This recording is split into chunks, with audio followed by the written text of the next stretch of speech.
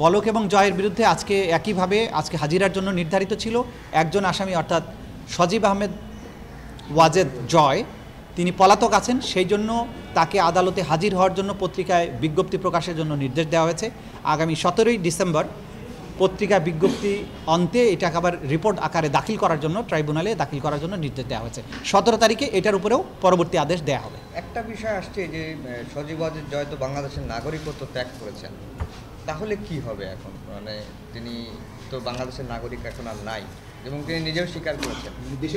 আচ্ছা, দেখুন, আমাদের আইনটা ইন্টারন্যাশনাল ক্রাইমস ট্রাইব্যুনাল অ্যাক্ট 1973-তে শুরুতে খুব স্পষ্ট করে বলা আছে যে তার ন্যাশনালিটি যাই হোক, যে সে দেশেরই নাগরিক হোক, বাংলাদেশের অভ্যন্তরে বা বাইরে বাংলাদেশের সাথে রিলেটেড কোনো ক্রাইমস অ্যাগেন্স্ট হিউম্যানিটির সাথে সম্পৃক্ত থাকলে তার বিচার করা যাবে।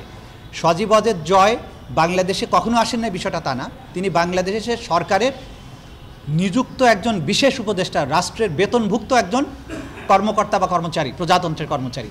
তিনি সাজাপ্রাপ্ত আসামি শেখ হাসিনার পুত্র, তিনি আওয়ামী লীগের নেতা, বহুভাবে তিনি বাংলাদেশের সাথে সম্পৃক্ত এবং তিনি বিশেষ করে তার আইসিটি প্রতিমন্ত্রী, তিনি আইসিটির অ্যাডভাইজার ছিলেন এবং আইসিটি মন্ত্রণালয় বাংলাদেশের গণহত্যাকে আড়াল করার জন্য ইন্টারনেট বন্ধ করে সারা বাংলাদেশে গণহত্যাকে যেভাবে ফ্যাসিলিটেট করেছিল, গোটা দুনিয়ার কাছ থেকে এই গণহত্যার তথ্য লুকানোর চেষ্টা করেছিল, সেটার মাস্টার মাইন্ড কিন্তু সে সজীব ওয়াজেদ জয় এবং সেটা বাংলাদেশে থেকে এই পরিকল্পনার বাস্তবায়ন করেছেন জুনায়েদ আহমেদ পলক। সুতরাং তার বিচার আইন অনুযায়ী বাংলাদেশের আদালতে হবে, এটা আইনে খুব সুস্পষ্টভাবে বলা আছে।